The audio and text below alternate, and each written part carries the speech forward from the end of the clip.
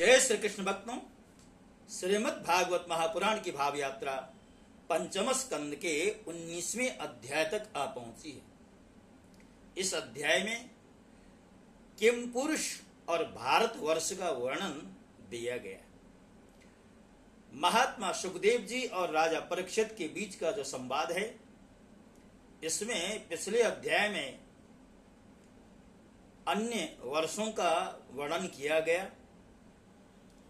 अब यहां पर किम पुरुष और भारतवर्ष के बारे में सुखदेव जी राजा परीक्षित को बतलाने जा रहे हैं।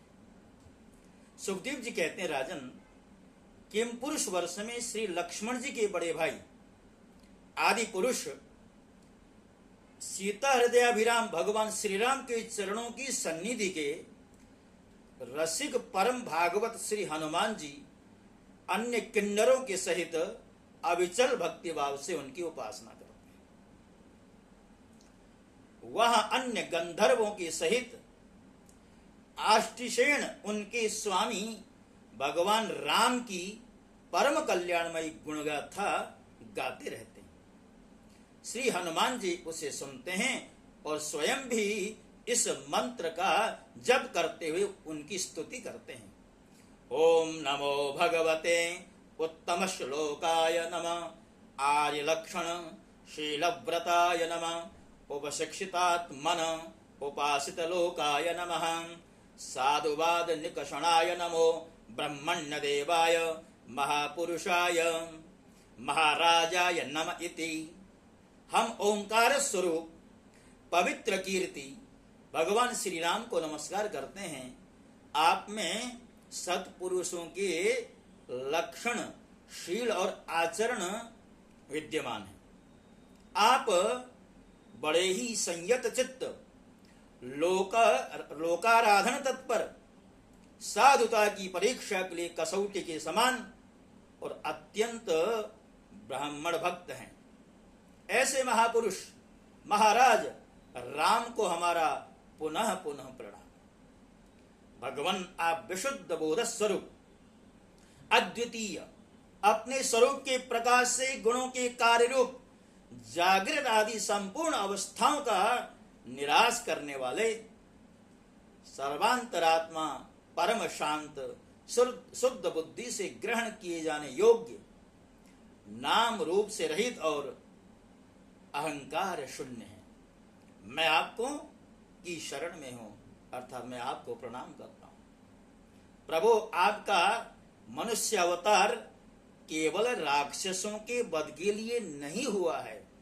इसका मुख्य उद्देश्य तो मनुष्यों को शिक्षा देना है।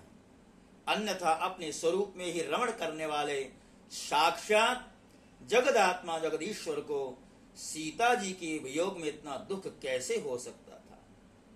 मर्त्य अवतारस्त्व मर्त्य शिक्षण, अर्थात भगवान नर रूप में संसार में इसलिए नहीं पधारे कि उन्होंने राक्षसों का वध करना था। और वह परम पुरुष, वह आदि नारायण सीता के वियोग में दर दर भटके, ऐसा कैसे हो सकता था। यदि भगवान ने नर रूप धारण किया था तो मनुष्यों को शिक्षा देने के लिए किया था। आप धीर पुरुषों के आत्मा और प्रियतम भगवान वासुदेव हैं। त्रिलोकी की किसी भी वस्तु में आपकी आसक्ति नहीं है। आप न तो सीता जी के लिए मोह को ही प्राप्त हो सकते हैं और न लक्ष्मण जी का त्याग ही कर सकते हैं। आपके ये व्यापार केवल लोक शिक्षा के लिए ही हैं।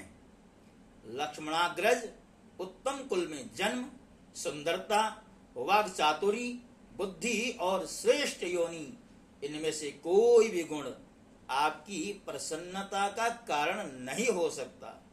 जैसा कि रामचरितमानस में भी भगवान ने सबरी जी को बताया, कोई ऊंचे कुल में पैदा हो, धनवान हो, बलवान हो, ये सारे के सारे जो गुण हैं, ये मेरी प्रसन्नता के कारण नहीं है। इन गुणों से मैं प्राप्त होने वाला नहीं हूं। मैं तो मात्र भक्ति से ही प्राप्त होने वाला हूं।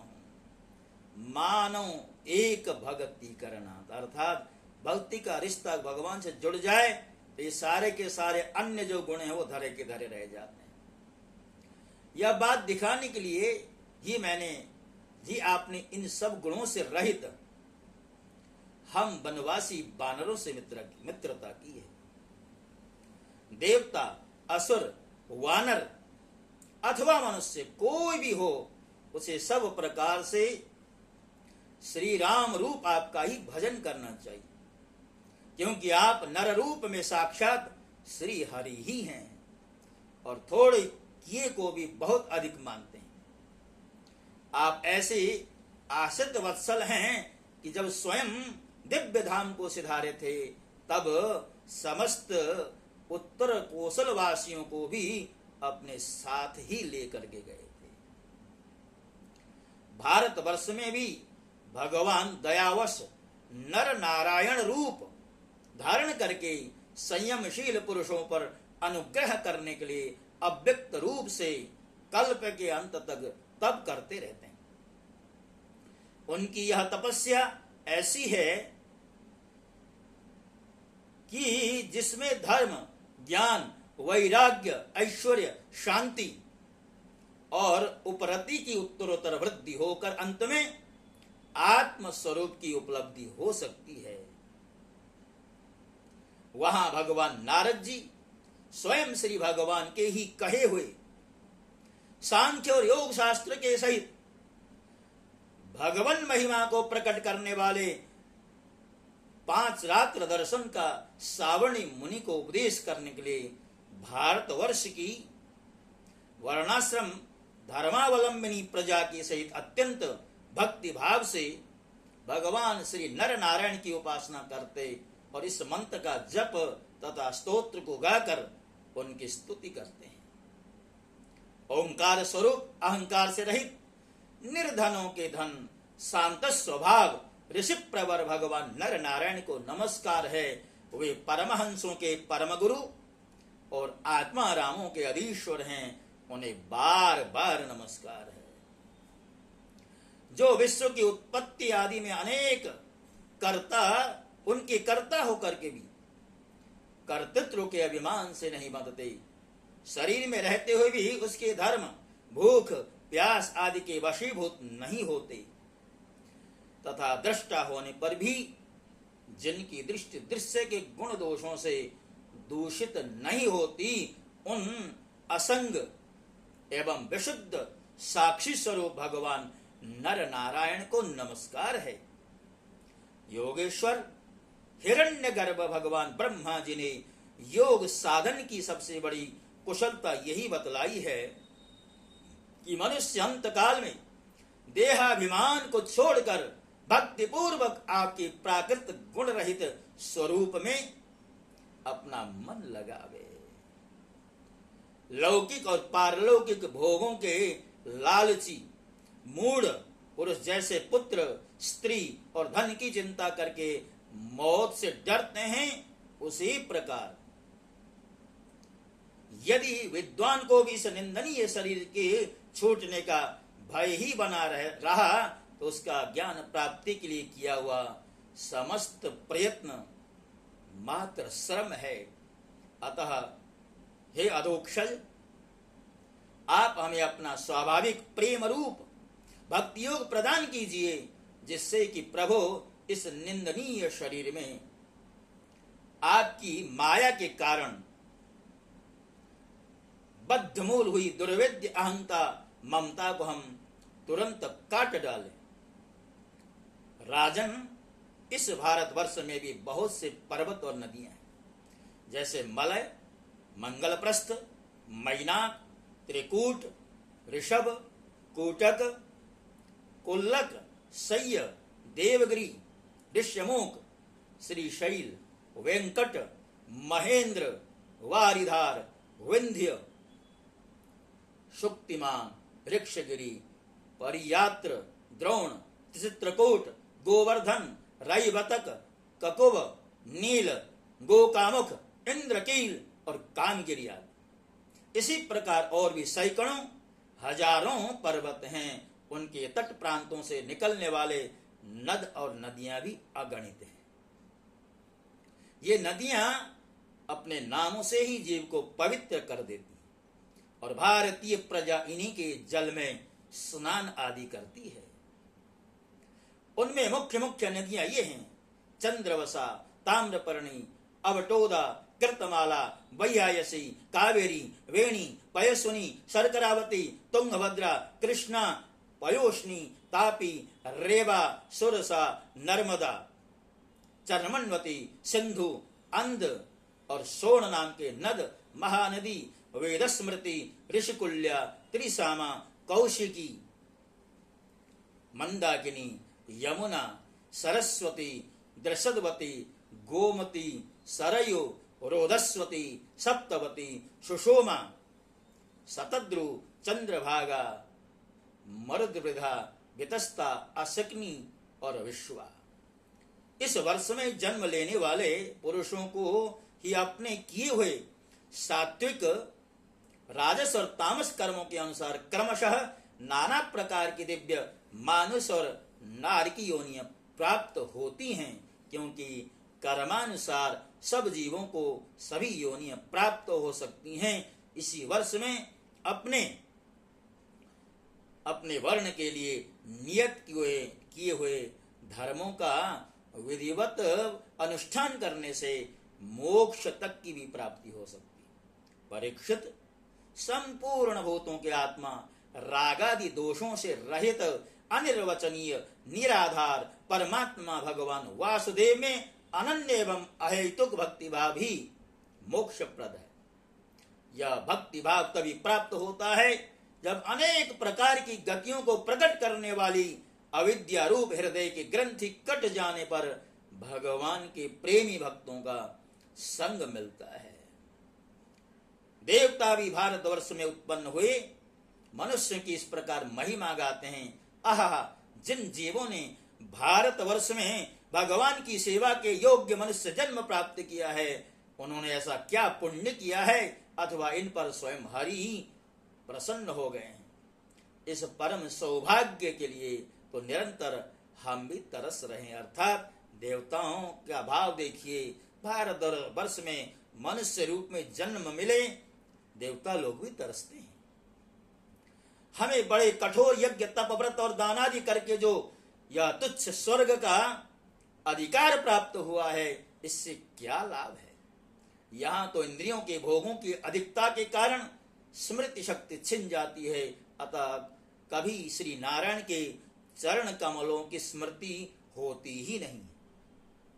यह स्वर्ग तो क्या जहां के निवासियों की एक एक कल्प की आयु होती है, किंतु जहां से फिर संसार चक्र में लौटना पड़ता है, उन ब्रह्मलोक आदि की अपेक्षा भी भारत भूमि में थोड़ी आयु वाले होकर जन्म लेना अच्छा है, क्योंकि यहाँ धीर पुरुष एक क्षण में ही अपने इस मर्त्य शरीर से किए हुए संपूर्ण कर्म से भगवान को अर्पण करके उनका अभय पद प्राप्त कर सकता है। जहां भगवत कथा की अमृतमयी सरिता नहीं बहती, जहां उसके उद्गम स्थान भगवत भक्त साधुजन निवास नहीं करते, और जहां नृत्य गीतादि के साथ बड़े समारोह से भगवान यज्ञ पुरुष की पूजा नहीं होती, अर्चना नहीं की जाती, वह चाहे ब्रह्मलोक ही क्यों न हो, उसका सेवन नहीं करना चाहिए। जिन जीवों ने इस भारतवर्ष में ज्ञान, तदनुकूल कर्म तथा उस कर्म के उपयोगी द्रव्यादि सामग्री से संपन्न मनुष्य जन्म पाया है, वे यदि आवागमन के चक्र से निकलने का प्रयत्न नहीं करते, तो व्याध की फांसी से छूटकर भी फल आदि के लोभ से उसी वृक्ष पर विहार करने वाले वनवासी पक्षियों के समान फिर बंधन में पड़ जाते हैं। अहो, इन भारतवासियों का कैसा सौभाग्य है, जब ये यज्ञ में भिन्न भिन्न देवताओं के उद्देश्य से अलग अलग भाग रखकर विधि मंत्र और द्रव्यादि के योग से श्रद्धा पूर्वक उन्हें अभी प्रदान करते हैं, तब इस प्रकार इंद्रादि भिन्न भिन्न नामों से पुकारे जाने पर संपूर्ण कामनाओं को पूर्ण करने वाले स्वयं पूर्ण काम श्री हरि ही प्रसन्न होकर हवि को ग्रहण करते हैं। यह ठीक है कि भगवान सकाम पुरुषों के मांगने पर उन्हें अभीष्ट पदार्थ देते हैं, किंतु यह भगवान का वास्तविक दान नहीं है, क्योंकि उन वस्तुओं को पा लेने पर भी मनुष्य के मन में पुनः कामनाएं होती रहती हैं। इसके विपरीत जो उनका निष्काम भाव से भजन करते हैं, उन्हें तो वे साक्षात अपने चरण कमल ही दे देते हैं, जो अन्य समस्त इच्छाओं को समाप्त कर देने वाले हैं।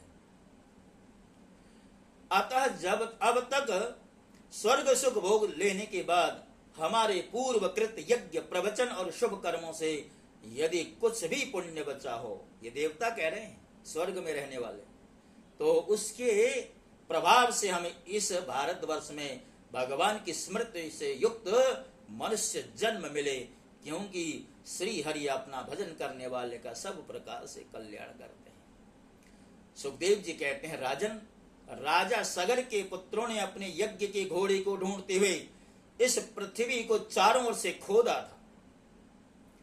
उससे जम्बू द्वीप के अंतर्गत ही 8 उपद्वीप और बन गए, ऐसा कुछ लोगों का कहना है।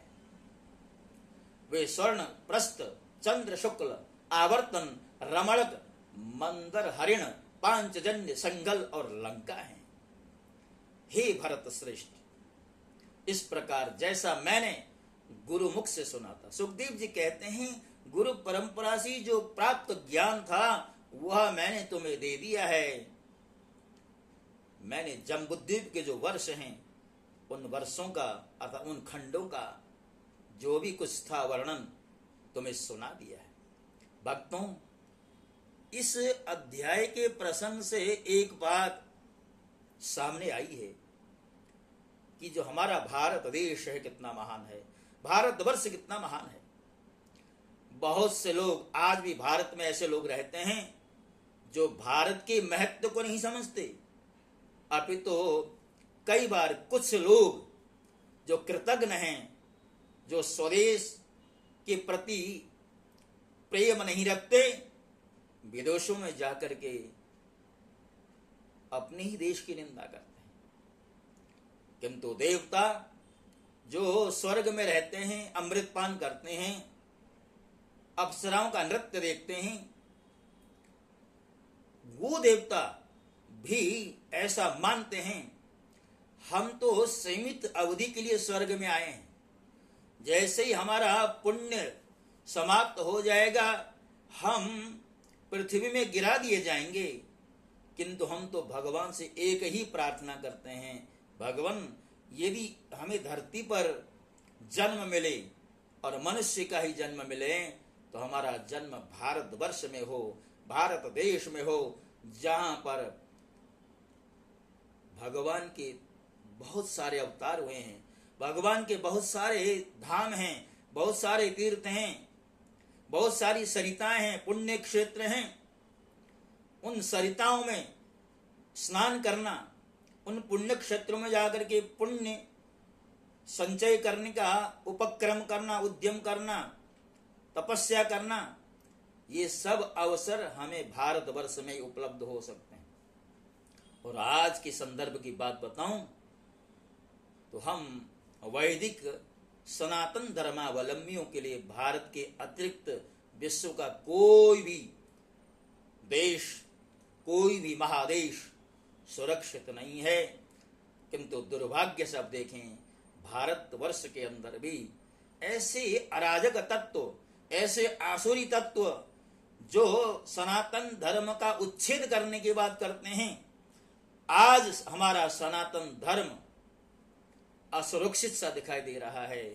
यदि हम लोग सनातन धर्मावलंबी अपने धर्म को लेकर, अपनी संस्कृति को लेकर सावधान नहीं हुए, सचेत नहीं हुए, वो दिन दूर नहीं जब इस भारत देश से भी सनातन धर्म का उच्छेदन हो जाएगा, नष्ट कर दिया जाएगा सनातन धर्म को।